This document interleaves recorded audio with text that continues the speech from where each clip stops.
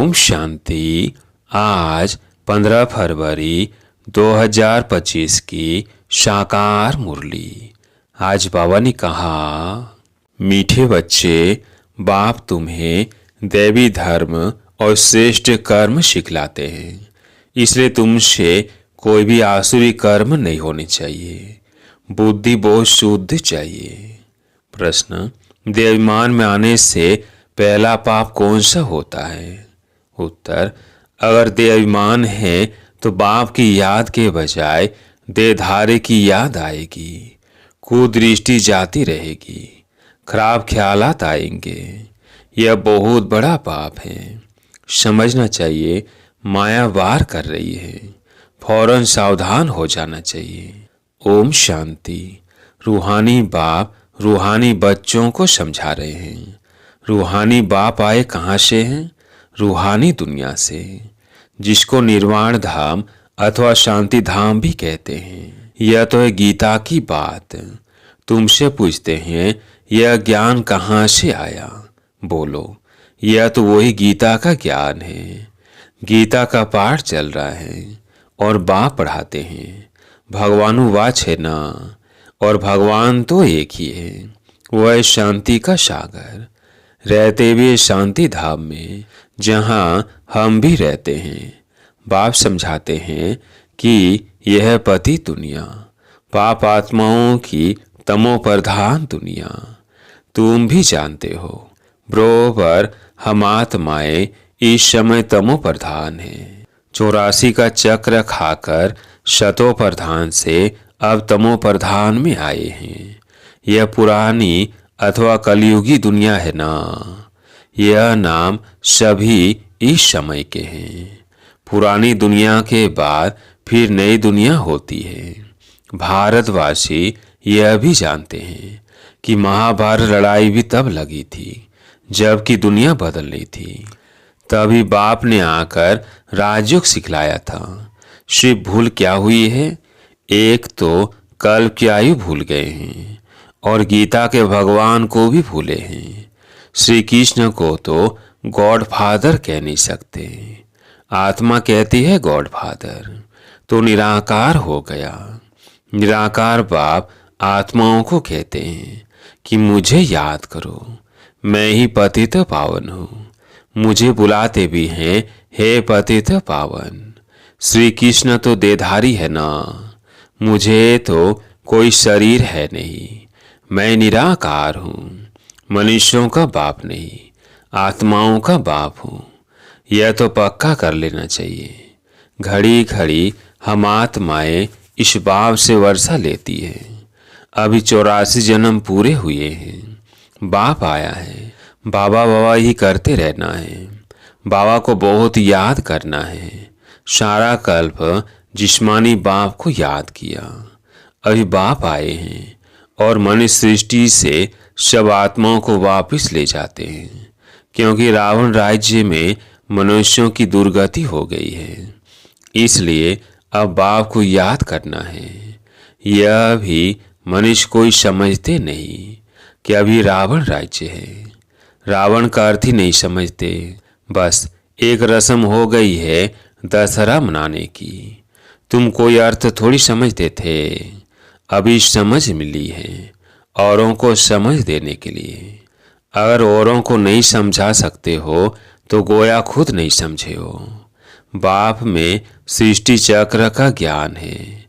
हम उनके बच्चे हैं, तो बच्चों में भी यह नॉलेज रहनी चाहिए। तुम्हारी यह गीता पाठशाला उद्देश्य क्या है? यह लक्ष्मी नारायण बनना। यह राजयोग है ना। नर से नारायण, नारी से लक्ष्मी बनने की यह नॉलेज है। वो लोग कथाएं बैठ सुनाते हैं, यहाँ तो हम पढ़ते हैं। हमको बाप राजयोग सिखलाते हैं। ये सिखाते ही हैं कल्प के संगम युग पर। बाप कहते हैं, मैं पुरानी दुनिया को बदल नई दुनिया बनाने आया हूँ। नई दुनिया में इनों का राज्य था, पुरानी में नहीं है। फिर जरूर होना चाहिए। चक्र तो जान लिया है। मुख्य धर्म है 4, अभी डिटीज में है नहीं। दैवी धर्म भ्रष्ट और दैवी कर्म भ्रष्ट बन पड़े हैं। अभी फिर तुमको दैवी धर्म श्रेष्ठ और कर्म श्रेष्ठ सिखला रहे हैं, तो अपने पर ध्यान रखना है। हमसे कोई आसुरी कर्म तो नहीं होते हैं। माया के कारण कोई खराब ख्यालात तो बुद्धि में नहीं आती है, कुदृष्टि तो नहीं रहती है। देखें, इनकी कुदृष्टि जाती है अथवा खराब ख्यालात आते हैं तो उनको झट सावधान करना चाहिए, उनसे मिलने जाना चाहिए, उनको सावधान करना चाहिए। तुम्हारे में माया की प्रवेशता के कारण यह खराब ख्यालात आते हैं। योग में बैठ बाप की याद के बदले कोई की देह तरफ ख्याल जाता है तो समझना चाहिए यह माया का वार हो रहा है, मैं पाप कर रहा हूँ। इसमें तो बुद्धि बड़ी शुद्ध होनी चाहिए। हंसी मजाक से भी बहुत नुकसान होता है, इसलिए तुम्हारे मुख से सदैव शुद्ध वचन निकलने चाहिए, कुवचन नहीं। हंसी मजाक आदि भी नहीं। ऐसे नहीं कि हमने तो हंसी की, वो भी नुकसान कारक हो जाती है। हंसी भी ऐसे नहीं करनी चाहिए जिसमें विकारों की वायु हो। बहुत खबरदार रहना है। तुमको मालूम है नागे लोग हैं, उनके ख्याल विकारों की तरफ नहीं जाएंगे, रहते भी अलग हैं, परंतु कर्मेंद्रियों के चलाए मानी शिवाय योग के कभी निकलती नहीं है। काम शत्रु ऐसा है जो किसको भी देखेंगे, योग में पूरा नहीं होंगे तो चलाए मानी जरूर होगी। अपनी परीक्षा लेनी होती है। बाप की याद में ही रहो तो यह कोई प्रकार की बीमारी न रहे। योग में रहने से यह नहीं होता है। सतयुग में तो कोई प्रकार का गंध नहीं होता है। वह रावण की चंचलता ही नहीं जो चलाई मानी हो, वहाँ तो योगी लाइफ रहती है। यहाँ भी अवस्था बड़ी पक्की चाहिए। योग बल से यह सब बीमारियां बंद हो जाती हैं। इसमें बड़ी मेहनत है। राज्य लेना कोई मासी का घर नहीं, पुरुषार्थ तो करना है ना। ऐसे नहीं कि बस जो होगा भाग्य में सो मिलेगा। धारणा ही नहीं करते, गोया पाए पैसे के पद पाने लायक हैं। सब्जेक्ट्स तो बहुत होती है ना, कोई ड्राइंग में, कोई खेल में मार्क्स ले लेते हैं, वो एक कॉमन सब्जेक्ट है। वैसे ही यहाँ भी सब्जेक्ट्स है, कुछ न कुछ मिलेगा, बाकी बादशाही नहीं मिल सकेगी। वो तो सर्विस करेंगे तब बादशाही मिलेगी, उसके लिए बहुत मेहनत चाहिए। बहुतों की बुद्धि में बैठता ही नहीं है, जैसे कि खाना हजम ही नहीं होता, ऊंच पद पाने की हिम्मत नहीं, इसको ही बीमारी कहेंगे ना। तुम कोई बात देखते ना देखो, रूहानी बाप की याद में रह औरों को रास्ता बताना है, अंधों की लाठी बनना है। तुम तो रास्ता जानते हो। रचयिता और रचना का ज्ञान, मुक्ति और जीवन मुक्ति तुम्हारी बुद्धि में फिरते रहते हैं। जो महारथी है, बच्चों की अवस्था में भी रात दिन का फर्क रहता है। कहाँ बहुत धनवान बन जाते, कहाँ बिल्कुल गरीब। राजाई पद में तो फर्क है ना, बाकी हाँ वहाँ रावण न होने कारण दुख नहीं होता है। बाकी संपत्ति में तो फर्क है, संपत्ति से सुख होता है। जितना योग में रहेंगे उतनी हेल्थ बड़ी अच्छी होगी। मेहनत करनी है। बहुतों की तो चलन ऐसी रहती है जैसे अज्ञानी मनुष्यों की होती है, वह किसका कल्याण कर नहीं सकेंगे। जब इम्तिहान होता है तो मालूम पड़ जाता है कि कौन कितने मार्क्स से पास होंगे, फिर उस समय हाय हाय करनी पड़ेगी। बाप दादा दोनों ही कितना समझाते रहते हैं। बाप आए हैं कल्याण करने, अपना भी कल्याण करना है तो दूसरों का भी करना है। बाप को बुलाया भी है कि आकर हम पतितों को पावन होने का रास्ता बताओ, तो बाप सिमत देते हैं, तुम अपने को आत्मा समझ देह ईमान छोड़ मुझे याद करो। कितनी सहज दवाई है।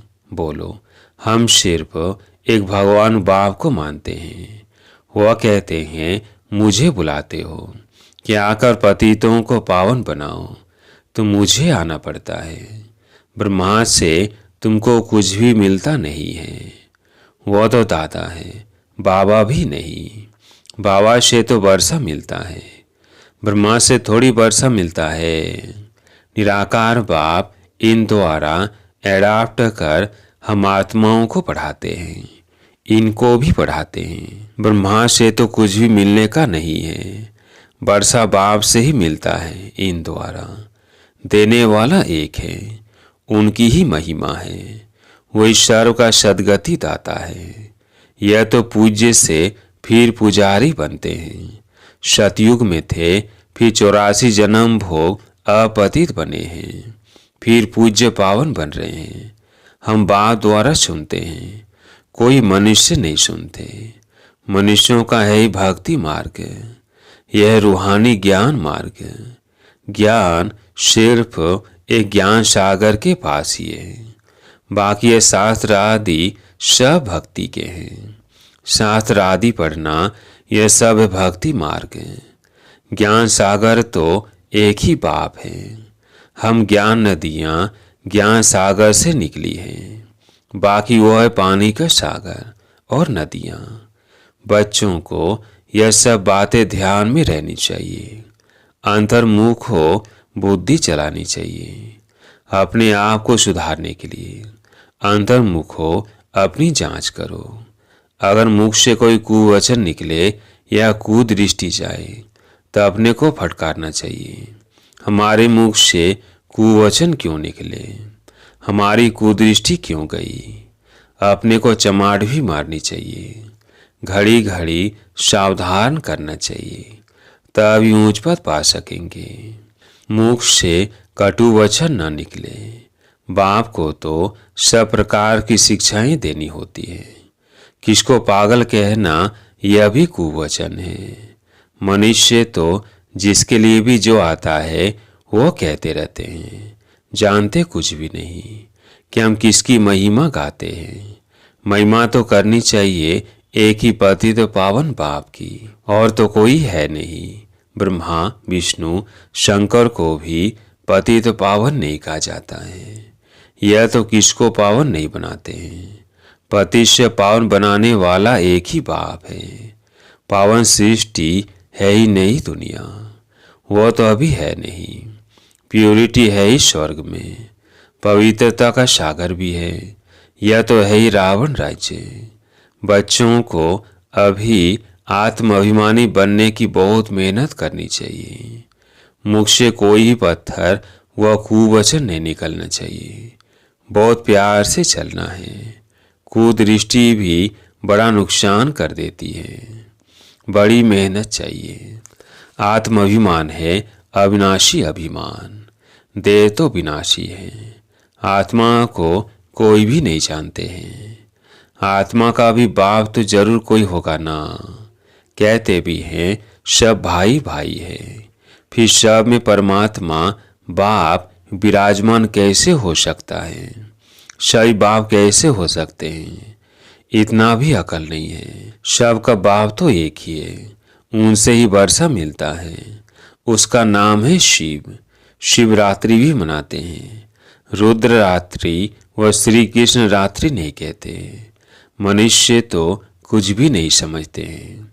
कहेंगे यह सब उनके रूप है, उनकी ही लीला है।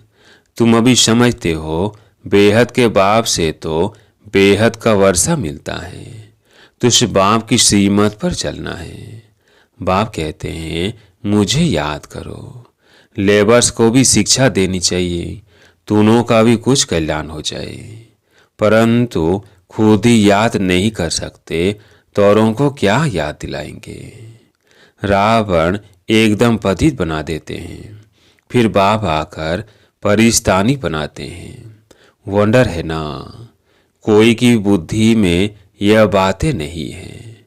यह लक्ष्मी नारायण कितना ऊंच परिस्तानी से फिर कितना पतित बन जाते हैं।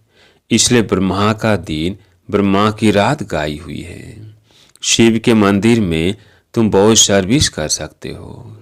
बाप कहते हैं तुम मुझे याद करो, दर दर भटकना छोड़ दो। यह ज्ञान है ही शांति का। बाप को याद करने से तुम शतो प्रधान बन जाएंगे। बस यही मंत्र देते रहो। कोई से पैसा नहीं लेना चाहिए जब तक पक्का ना हो जाए। बोलो, प्रतिज्ञा करो कि हम पवित्र रहेंगे, तब हम तुम्हारे हाथ का खा सकते हैं, कुछ भी ले सकते हैं। भारत में मंदिर तो बहुत ढेर है। फॉरेनर्स आदि जो भी आए उनको ये संदेश तुम दे सकते हो कि बाप को याद करो। अच्छा, मीठे मीठे सिकिलदे बच्चों प्रति माता पिता बाप दादा का याद प्यार और गुड मॉर्निंग। रूहानी बाप की रूहानी बच्चों को नमस्ते। हम रूहानी बच्चों की रूहानी बाप दादा को याद प्यार गुड मॉर्निंग नमस्ते नमस्ते। धारणा के लिए मुख्य सार। पहला पॉइंट है, कभी भी ऐसी हंसी मजाक नहीं करनी है जिसमें विकारों की वायु हो। अपने को बहुत सावधान रखना है। मुख से कटु वचन नहीं निकालने हैं। दूसरा पॉइंट है, आत्माभिमानी बनने की बहुत बहुत प्रैक्टिस करनी है। सबसे प्यार से चलना है। कुदृष्टि नहीं रखनी है। कुदृष्टि जाए तो अपने आप को आप ही सजा देनी है। आज प्यारे मीठे बाबा का वरदान, निरंतर याद और सेवा के बैलेंस से बचपन के नाज नखरे समाप्त करने वाले वानप्रस्थी भव। निरंतर याद और सेवा के बैलेंस से बचपन के नाज नखरे समाप्त करने वाले वानप्रस्थी भव। छोटी छोटी बातों में संगम के अमूल्य समय को गंवाना बचपन के नाज नखरे हैं। अब यह नाज नखरे शोभते नहीं।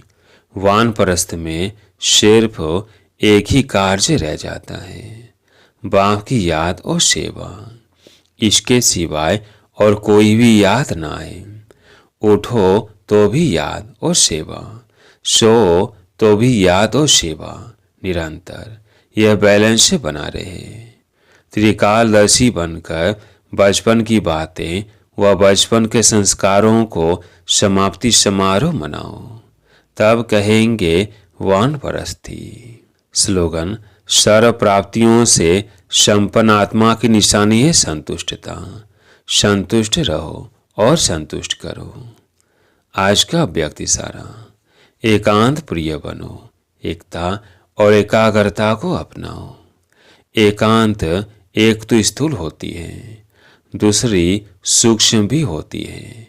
एकांत के आनंद के अनुभवी बन जाओ तो बाह्य मुक्ता अच्छी नहीं लगेगी।